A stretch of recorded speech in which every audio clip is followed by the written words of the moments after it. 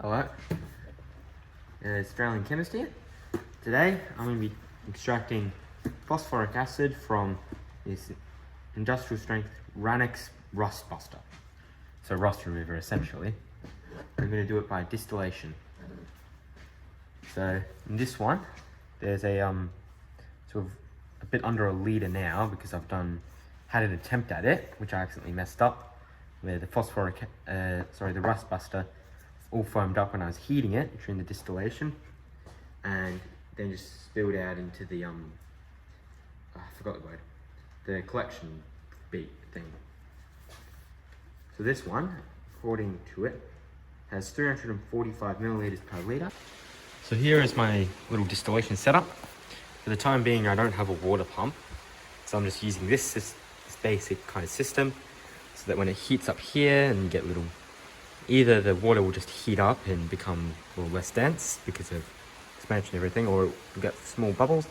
These can come up around here, can cool down below 100 degrees Celsius, and then they'll come down here, which then is just like a circulation thing. So hopefully it should work as a semi-okay automatic pump using just the energy provided by that. In here I have a little bit of phosphoric acid, which has just been stoppered off, coming down into an ice bath. So yeah, this is the basic part of it.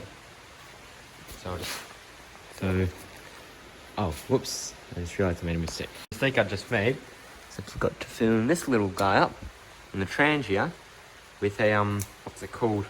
Ethanol to burn it. Oh yeah, and this little thing here is surprisingly stable and actually works well, but it is very much temporary. Well, this guy is going to I need to either get a new one of those or fix it up, because it can't keep, it just doesn't work at the moment. So yeah, let's get it on the way.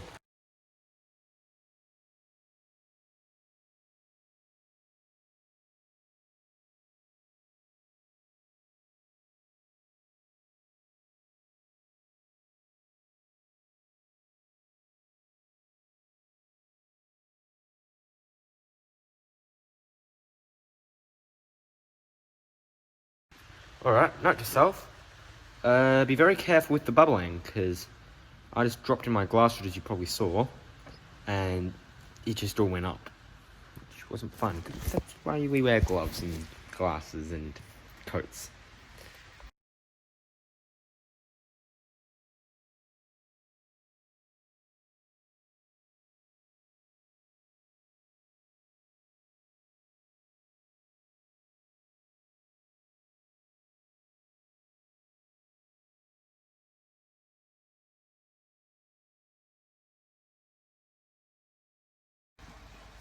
Yeah, so what I've done is I've just gotten a small glass beaker, which was already cracked.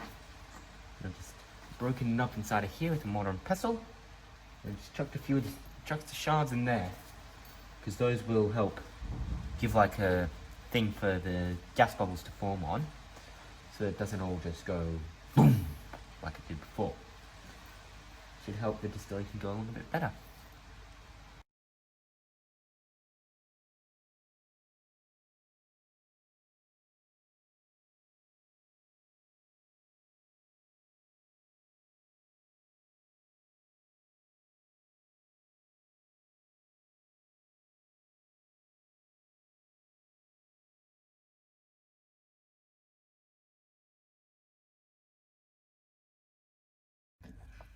Alright, so now I've got my distillate and the remains. Actually, don't touch that. So yeah, the reason I don't want to touch the remains is very hot. Don't use plastic in very hot stuff, note to self. And yeah, so don't do that. So before this finished off, you might have seen some white vapor, quite a lot of white vapor in here. So I'm not completely done with that. So I'm not sure if I'm going to throw that out or what I'm going to do with it, because I think it still might actually have a significant amount of phosphoric acid in it. This I this stuff I got, if I can show you,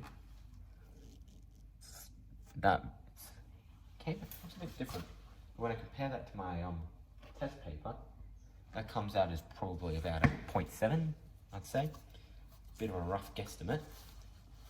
That stuff, it came out very dark. But it was a, yeah. But that might have just been purely because of the coloring of it. So, I'm not quite sure. So what I'm going to actually end up doing is I'm going to do a titration with both of these to try and figure out what's the concentration of the hydrogen ions and hence the phosphoric acid in both of these things. So here you've got a very small amount, but probably can't tell because of all the black coal or carbon. Here I know is going to be purely phosphoric acid.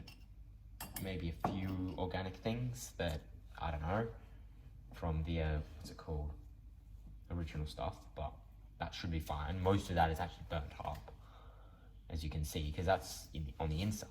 So, I'm gonna have to figure out a way to deal with that.